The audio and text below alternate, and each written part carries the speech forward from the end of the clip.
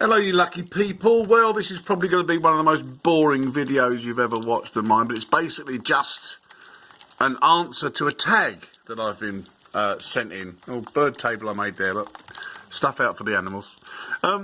Wild Ginger Bruce, excellent channel, you should go and check out his channel. I will put a link below. Wild Ginger Bruce has tagged me to answer 8 questions on various subjects of outdoor thingies, like, you know. So what I'll do is I'll go through them and I will answer the questions as honestly as I can. You know, what can you say? Looking at the outside is better than looking at me. It's why I'm pointing you out the freaking window. It's pissing with rain today, so I won't be outside because I'm being a bit of a puff lately and I'm not actually doing much outside stuff. Anyway, right. Question number 1 is, what is your favourite cooking method when outdoors? Well, it's hard to say. If I had to choose just one, I would say, obviously, campfire. Because wherever you go, whatever you do, you will be probably near a campfire. So, of course, it makes sense to cook on one thing rather than having 2 or 3 things going. I have many different ways of cooking. My absolute favourite is my little gasifying wood gas stove. I love that thing because you can find the fuel anywhere around you. It works summer or winter, and of course it's packs down small.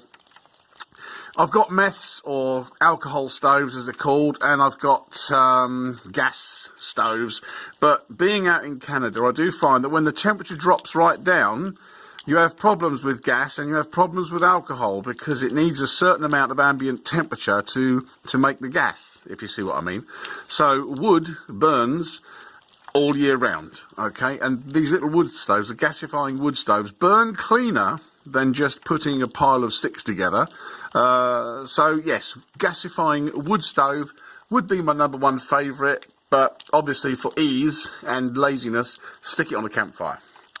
Number 2, favourite knife. Well, okay, should have thought about this and got the knife out, but basically, your favourite knife is whichever knife is on you, right? It's all right having a collection of 6,000 beautiful blades that each cost $6 million each or whatever.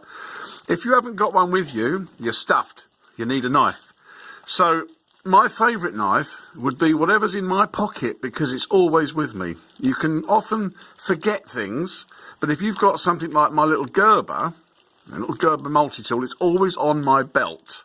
So the Gerber multi-tool has a knife and pliers and screwdrivers and a file and all kinds of stuff. So although I do have wonderful, wonderful bushcraft knives and military knives and things like bloody machetes and stuff, I'd have to say my favourite knife is on my Gerber because it's big enough that I can do things around the camp with it, but it's small enough that I never leave it behind. So there you go.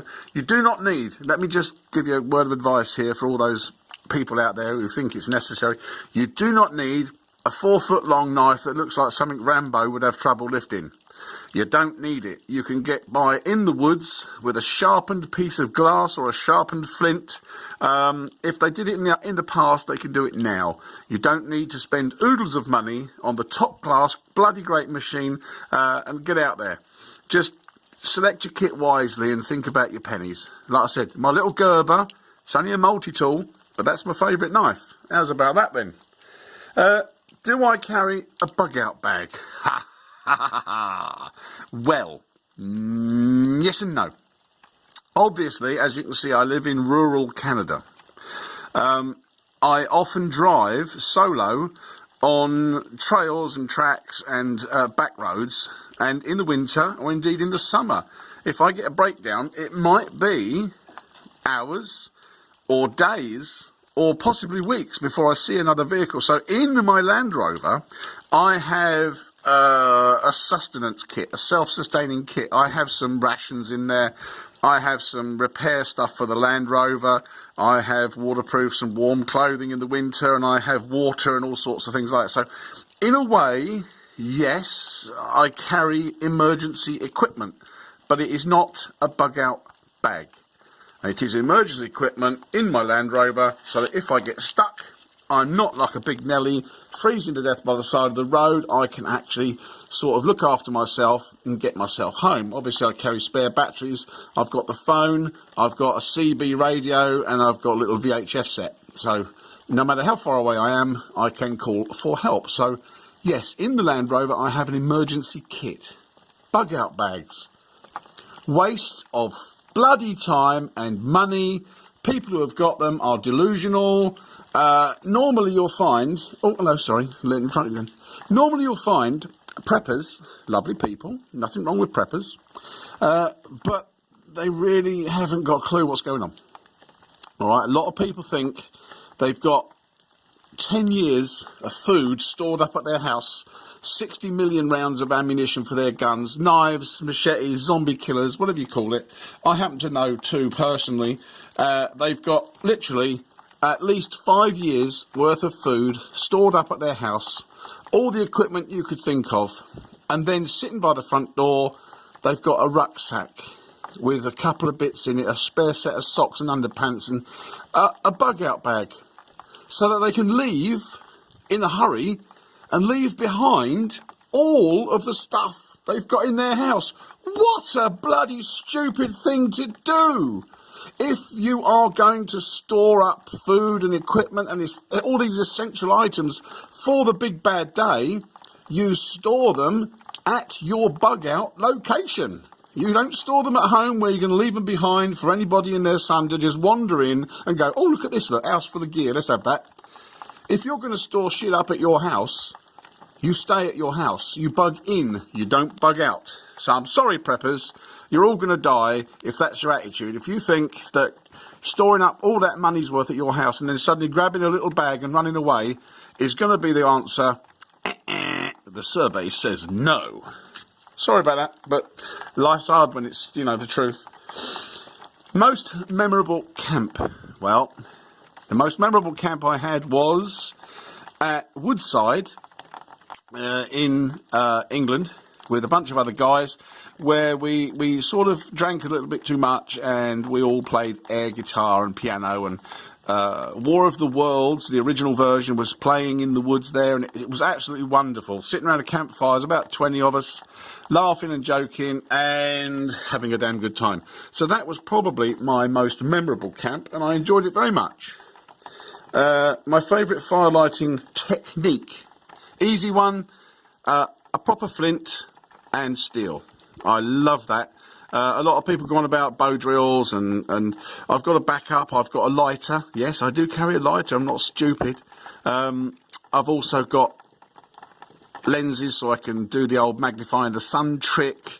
I've got flint and steel, i.e. the ferrocerium rods. I use those a lot.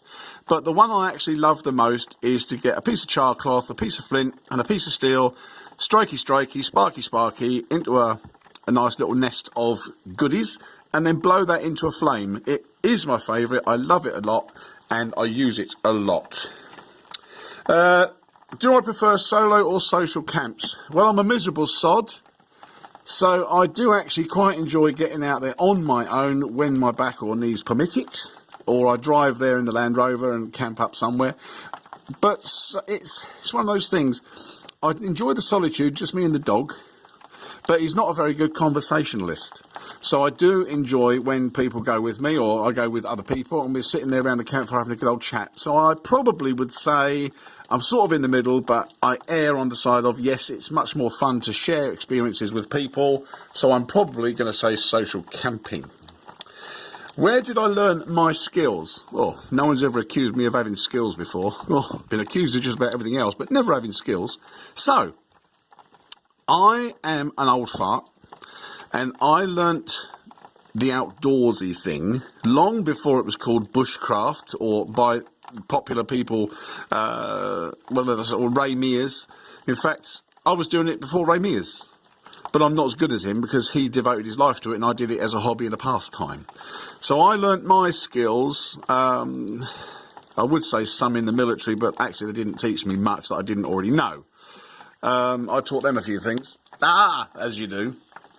So I learnt my skills on my own. There was no bushcraft club when I started. In fact, people looked at me a bit odd because I was learning how to start fires and live outside and shelter under tree stumps and shit like that. So I learnt my stuff from books. Lofty Wiseman's book is a brilliant one. SAS Survival Handbook, I think it's called, yeah. The American Forces Survival Handbook, I read that.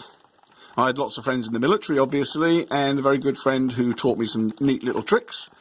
And then, of course, YouTube came along and lots of bushcraft channels popped up on there, so I learnt extra things on there.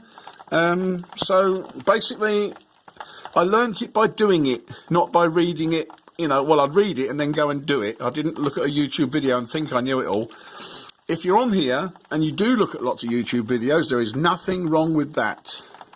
But do make sure you practice it in your backyard or somewhere close to home before you think, oh, I've watched a YouTube video, I know all about that now. Because doing it is very different to watching it or watching somebody else do it, okay? Right, what else? Essential kit, what would I take as essential kit? Well, like I said, in my Land Rover, essential kit means just about anything I can cram in it. But if it's a hike, your essential kit's going to be different to if it's a drive.